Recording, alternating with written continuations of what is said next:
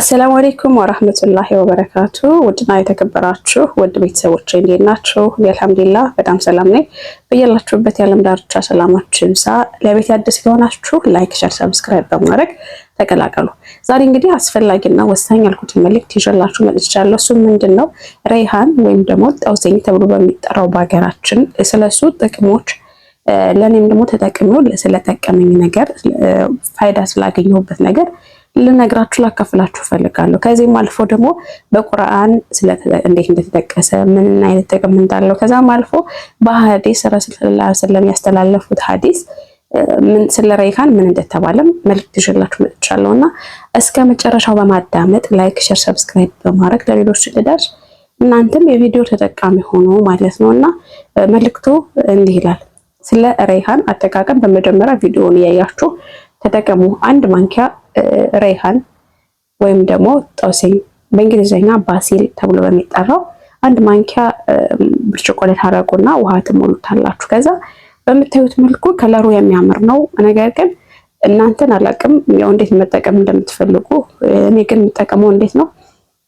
ፍሬው ወደ ታች ይዘቅጣል የተወሰነ ከቀዘቀዘ በኋላ ከላይ ግን አበባው ይቀራል። ታውቃላችሁ፣ አበባው ከላይ ይንሳፈፋል። እኔ የምጠጣው ከነ አበባው ነው የምጠጣው እና በጣም ነው ደስ የሚለው ሽታው። ሻይ በዚሁ አጋጣሚ ማቆም ስለቻልኩም ደስ ብሎኛል። ሻይ ያው ሱስ ነው ታውቃላችሁ። ሁለተኛ ነገር ደግሞ ብዙም አይመከርም እና ይሄን ከተጠቀማችሁ ሱስ ነው የሚይዛችሁ፣ ጤናችሁን ትጠብቃላችሁ፣ ራሳችሁን ትጠብቃላችሁ።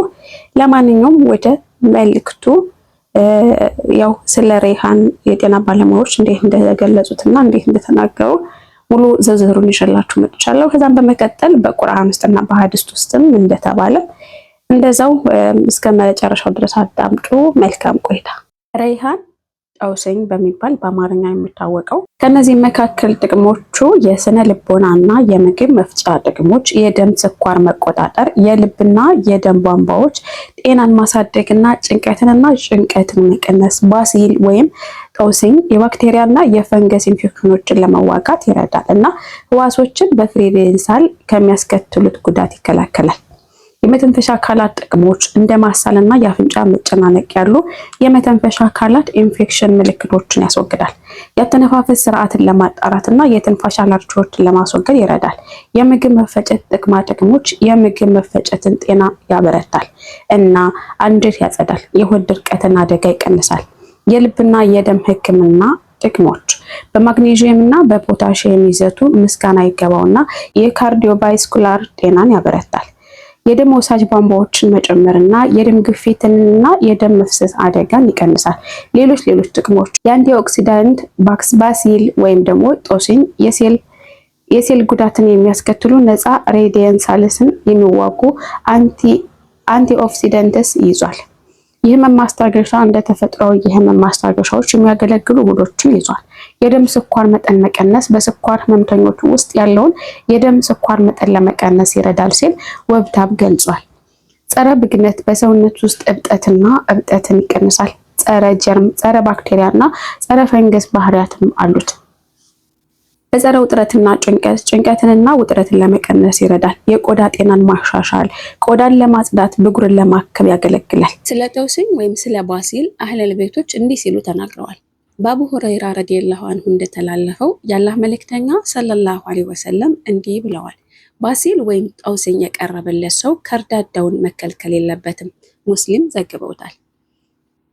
ጠውሴኝ ወይም ባሲል ከቁርአንን እንዲህ ሲል ተገልጿል። አዎ ባሲል በቅዱስ ቁርአን ውስጥ 2 ጊዜ ተጠቅሷል። በሱረት አር-ረህማን ቁጥር 12 እና ሱረት አል-ዋቂዓ ቁጥር 89። በመጀመሪያው ሱራ ባሲል ወይም ጠውሴኝ አላህ በምድር ላይ ከፈጠራቸው በረከቶች መካከል፣ በሁለተኛው ሱራ ላይ ደግሞ በገነት ውስጥ ከተቃረቡት የደስታ አካል ውስጥ ተጠቅሷል። ባሲል ወይም ጠውሴኝ የተጠቀሰባቸው ጥቅሶች ሱረት አር-ረህማን ቁጥር 12 እነሱም ከቅፎች እና ከጥሮች መዓዛ ያለው ባሲል ሲል ገልጾታል። ሱረቱል አልዋቂያ ቁጥር 89 ከነዚያም ወደ አላህ ከተቃረቡት ቢሆኑ መጽናናት፣ መዓዛም የመደሰት ገነትም አለው። ከጥቅሶቹ ውስጥ የባሲል ትርጉም ተርጓሚ በሱረት አር-ረህማን የባሲል ትርጉም የሚያመለክተው ሲሳይን በአጠቃላይ ነው።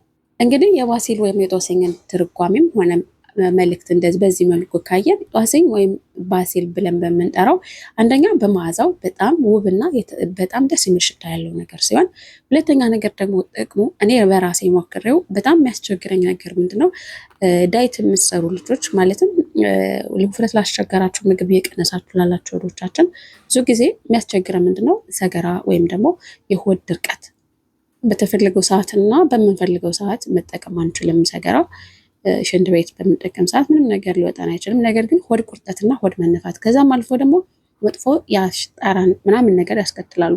ይህን ነገር በምንጠቀም ሰዓት ግን በፈለግነው ሰዓት በምንፈልገው መጠቀም ባለብን ሰዓት እንድንጠቀም ያደርገናል።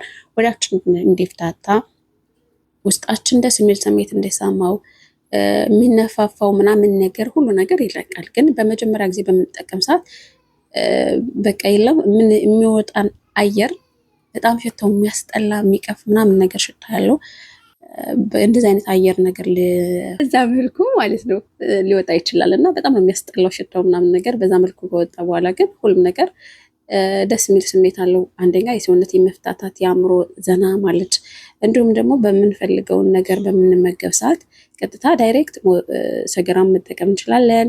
ከዛም አልፎ ሆዳችን ለሚደርቅ ሰዎች ደግሞ አሪፍ መፍትሄ ነው ብዬ ስላሰብኩ ነው። ስለ ጦስኝ ወይም ደግሞ በአረበኛ ረይሃን ይባላል፣ በእንግሊዝኛ ባሲል ተብሎ ይጠራል እና ቤታችሁ ሁሌም አረብ ቤት አይጠፋም። ከጠፋም ደግሞ ይቺ ያሳየኋችሁ ኡልባ 16 ሪያል ናት እና ለብዙ ጊዜ መጠቀም ትችላላችሁ። በቀን በፈለጋችሁ ሰዓት አንዴም ሁለቴም ሶስቴም መጠቀም ትችላላችሁ። ከዛም አልፎ ደግሞ ለሰውነት ጥራት፣ ለፊት ጥራት፣ ለብጉር፣ ለፀጉር እድገት፣ ለተለያየ ነገር ጥቅም ስላለው ብንጠቀመው አሪፍ ነው ብዬ አምናለሁ። ምክንያቱም ብዙ ጥቅሞች አሉት። ሆድ ድርቀት ደግሞ ምግብ አንመገብም ግን ሳምንትም 10 ቀንም ልንቆይ እንችላለን። እኔ እንደዛ ነኝ በነገራችን ላይ ማለት ምግብ ረጅም ይባላል በአረበኛ ረጅም የምትሰሩ ወይም ዳይት የምትሰሩ ሰዎች ምግብ ብዙም ስለማትመገቡ ብዙም የሚወጣ ነገር አይኖርም እና ሆድ መነፋት፣ ሆድ ቁርጠት እንዲሁም ደግሞ ሆድ ድርቀት እንደዛ አይነት ነገሮች ይኖራሉ። የፈለገ ውሃ ብትጠጡ፣ የፈለገ ሻይ ብትጠጡ፣ እንደገና ደግሞ ዳይት ስትጀምሩ ሻይም ማቆም ስላለባችሁ ይሄን ነገር ብትጠቀሙ ግን አንደኛ ሱስ ነው የሚሆናችሁ። ባይተው እኔ ወላሂ ሱስ ነው የሚሆን ሳልጠጣ ከዋልኩኝ። ሁለተኛ ነገር ደግሞ ለጤናም ጥቅም አለው እና በዚሁ አጋጣሚ ደግሞ ይሄን የተጠቀማችሁ ጎን ለጎን ሻይም ሊያስጠላችሁ ይችላል፣ ልትተው ትችላላችሁ። ያው ሻይ ብዙ አይመከርም ታውቃላችሁ። በተለይ ዳይት ያላችሁ ሰዎች ሻይ ከስኳር ነፃ ቢሆንም ሻይ ቅጠሉ ብዙም አያስፈልግም እና ይህን ነገር ታውቃላችሁ። ለእናንተ ጠቃሚ ነው ብዬ አስባለሁ። ያው ለተጠቀምኩት ቃላት ይቅርታ ለድፍረቴ ምናምን ነገር ማለት ያው በግልጽ ማስረዳት ስለፈለኩኝ ነው እና ጥቅሞቹ ያለው ጥቅም ይህን ይመስላል። እኔ ተጠቅሜ ወድጄዋለሁኝ፣ ተመችቶኛል። ሱስ ነው የሚሆነኝ ሳልጠጣ ከዋልኩ ወላሂ ማለት አንደኛ ሽቶ በጣም ደስ የሚል ሽታ አለው። ሁለተኛ በዚሁ አጋጣሚ ሻይም አቁሜያለሁ። ሁለተኛ ያው ምግብ ብዙ ስለማልበላ 10 ቀን እንደዛም ልቆይ እችላለሁ። ሆዴን ይቆርጠኛል። የሆድ መነፋት ያለ ሰበብ ዝም ብሎ ማለት ነው ምግብ ስለምበላ ሰው ዝም ብሎ ሆድ መንፋት ምናምን እንደዚህ አይነት ነገር ያጋጥመኝ ነበርና በዚሁ አጋጣሚ እሱ ነገር የለም። ምንም ልብላምን በቀን አንዴም ሆነ ሁለቴም ሆነ በላሁ ምንም ሳልበላም ለዋል በቃ ሽንት ቤት መጠቀም ከፈለኩኝ መጠቀም እችላለሁ። ይሄን ነገር ለእናንተም ስለሚጠቅማችሁ ነው። ሆድ ቁርጠት በጣም የሚያሰቃይ ነገር ነው። ሆዳችሁ ምንም ነገር ያለ ምክንያት ዝም ብሎ ይነፋል። ሳትበሉ ውላችሁ ምናምን የሆነ በቃ የምታስብ የሚያስጨንቅ ነገር እንዴ ዳይት እየሰራው ነው ግን ውፍረት አለመቀነስ እንደዚህ አይነት ስሜት ራሱ እንዲሰማ ያደርጋችኋልና በዚሁ አጋጣሚ ተጠቀሙት ለማለት እፈልጋለሁ። አሪፍ ነገር ነው። ብዙ ብሩ ብዙም አይደለም፣ መግዛት ትችላላችሁ ቤታችሁ። አረበኛ የምታነቡ ልጆች ረይሃን ነው የሚለው። አረበኛ የማታነቡ ሰዎች ደግሞ እንግሊዝኛ ከሆነ ባሲል ይባላል። እንደዛ የሚል ጽሑፍ ፈልጋችሁ ተጠቀሙ። ሽታው ጦስኝ ነው። ያው ጦስኝ ቅመም ላታውቁ ትችላላችሁ ከሀገራችን። ነገር ግን እዚህ ባሲል ረይሃን ተብሎ ይጠራል። በጣም ደስ የሚል ሽታ ያለው ሻይ ላይ ስትጠቀሙት ያው እንዳያችሁት ነው ከለሩ እንዴት እንደምትጠቀሙ እንደዛ ነው ለማለት እፈልጋለሁ። ሰላም ሁኑ፣ በያላችሁ በሰላማችሁ ይብዛ። ቤቴን ላይክ፣ ሼር፣ ሰብስክራይብ በማድረግ ተቀላቀሉ።